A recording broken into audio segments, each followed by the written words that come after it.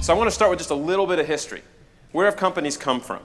How do they think about green and sustainability? There's this idea that green is an invader, that it doesn't belong in the boardroom, that it's just about compliance with the law, cost, it's just expensive, that it's not about brand value or revenue or these kind of upside things. And the case that I'm going to make to you is that seeing business through a sustainability lens actually lowers costs. It doesn't raise them, lowers them permanently. And more than that, it drives innovation, which is the core topic for today. It's a new way of seeing your business. Now, this is a very simple model of value creation in a company. There's only so many ways to create value. You're either reducing the downsides, reducing costs, reducing risk, or you're pumping up the upside, driving revenue, building brand value. This is what we do every day in our jobs. If not, we're probably destroying value, which happens. There's been a lot of discussion for years about kind of green driving innovation on the cost side. And just to give you a sense of scale, DuPont is now profitable basically because of their eco-efficiency efforts. They save $2 to $3 billion a year on waste and energy reductions. That's about their net income. Dow has cut $9 billion out of their energy spend over the last decade. 3M has found billions of savings for 3 decades now by consistently finding new ways to do things. That saves money, saves energy, saves waste, saves water. And GM I love because this is really interesting. They moved almost all of their facilities, their plants, to zero waste to landfill. And in doing that, they took something that was an expense, hauling off waste, and turned it into a profit center. They've made $2.5 billion over the last few years on waste. If I was their supplier, I'd be thinking, we must be supplying them with too much stuff if they're able to sell it for that much, right? There's something wrong there. But this is huge savings. So finally, I want to talk about a bunch of examples around this kind of creativity and heresy, which is really the core message. You can change processes. How many people know this story? UPS no longer takes left turns in cities. I'm curious how many people know this. A handful. For those of you who haven't heard this story, why would you stop taking left turns? Well, if you're waiting at a traffic light to cross traffic, you're idling. You're wasting time, energy, and money. So using GPS software, they rerouted their trucks to basically go in concentric circles to the right. Just keep taking right turns. They're saving 28 million miles, 3 million gallons. It's great savings, right? Good savings, good story. But this to me is culture. This is a critical story. I want you to take yourself back to the first meeting where someone said, why don't we stop taking left turns? Who's with me? Come on. I don't know if they're still working there or whatever, but it was kind of wacky. It turned out there was a lot of reasons to do this, and people have asked me to stop only talking about UPS. They do it too. Waste Management does. A lot of people with fleets do this now. There's a lot of reasons. There were safety reasons. It turns out that all the fatalities in the company, most of them were on left turns. I mean, there's a lot of benefits of this. And so companies are discovering it. But again, it's kind of a crazy thing because just going to the right actually would probably lengthen your route. So you have to combine that with rerouting software, right? It's part of a package of better, smarter thinking. Packaging has changed a lot. This is Puma. Puma has become kind of a recent leader in sustainability. And they designed something really neat, which is the bags in the store.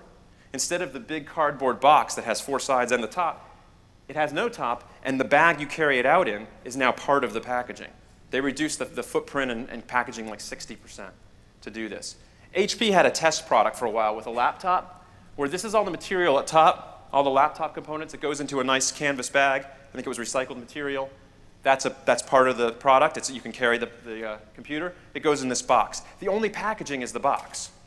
So imagine you normally get a laptop and there's like styrofoam molded components for every piece. The only packaging here is the box. It's like 96% less packaging. Why do we need packaging? We do in many cases. There's lots of products that need to be protected. But these are the kinds of questions we're starting to ask. We're looking at new markets.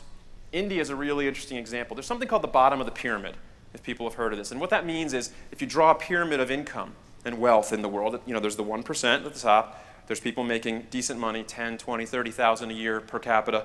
And then there's a lot of people down at the $1 a day kind of thing. Those are the dire poverty. Right above that, kind of near the bottom of the pyramid, are people who are growing in income, who are becoming middle class. And they're a target market. Procter & Gamble and others have been making little packages, little versions of their products for years so people can afford it. Now what's happening is interesting. We're starting to realize that that market is a source of innovation, not just a market. There's something called reverse innovation. So Tata Nano came out a couple years ago, a $2,000 car. Now, why on the website it's pictured in front of wind turbines, I have no idea, because it's not an electric car. There's nothing green about this car whatsoever, but okay, fine, it's in front of wind turbines. I don't really know why. But the point is they can make a car for $2,000. It hasn't been very successful for lots of reasons, but they found a way to make a car for a fraction of the cost. And Unilever is probably the leader right now. They're doing some things I've never really seen large public companies do. They've got this kind of simple-looking sustainable living plan. And it looks like a lot of other companies on some level. They've got goals around big things like improving well-being, reducing impact, enhancing livelihoods, and some sub-goals around kind of big areas of their business. A lot of people aren't that familiar with Unilever, but they make a lot of really big popular food and personal care brands like Dove. Now, what's interesting about this and what makes them different is that the Sustainable Living Plan is not their sustainability plan and they have their Vision 2020 and some other strategy plan like almost every company. This is their plan. This is their growth plan. What they've said, the core mission, is that they want to double sales, double revenue by 2020, and halve their footprint. And what they're saying is we're not going to double sales despite reducing our footprint. We're going to double sales because we did it, because we made the products that consumers wanted, because we showed how to reduce impacts. We're going to innovate our way there. This is what they're saying. So how do we do this? I think we need to systematize innovation. I'm borrowing this phrase systematize from the Clayton Christensen crowd, Scott Anthony, who works up there. And they have this kind of idea about making this part of the system of a company. And I thought about this from the perspective of sustainability. What do we need to do? Well, we need to gather the data, as I talked about, and understand where our hotspots are. We need to build scenarios, talk about the possible futures, and where we fit into those futures. We need to push successes to kind of logical conclusions.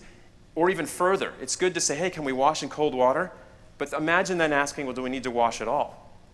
Can we treat clothes in a way they don't need to be washed as much? That's the kind of question that's really disruptive that people are starting to ask. Can we make this a systematic part of design and R&D? Make it someone's job, not the sustainability executive, but someone in R&D. That's starting to happen. You got to make time for this. 3M and Google are sort of famous for taking 15 or 20% of everyone's time and saying, do what you want with it. It's been pretty effective for them. I think we need to do that for sustainability. Say some percentage of all designers' time is to think about these big issues, climate and water and waste, and what does that mean for our business? If not us, then who? If not now, then when? I've seen this phrase used in social movements for years, and I always wondered where it came from, so I did some really deep research. I Googled it one day and discovered in like 7 seconds that it's actually 2,000 years old. A part of this phrase was written by a rabbinical scholar at the time of Jesus. It's been around almost as long as our society. And it has this kind of core idea that we are not solely responsible for everything, but we better get going. We have a deep responsibility.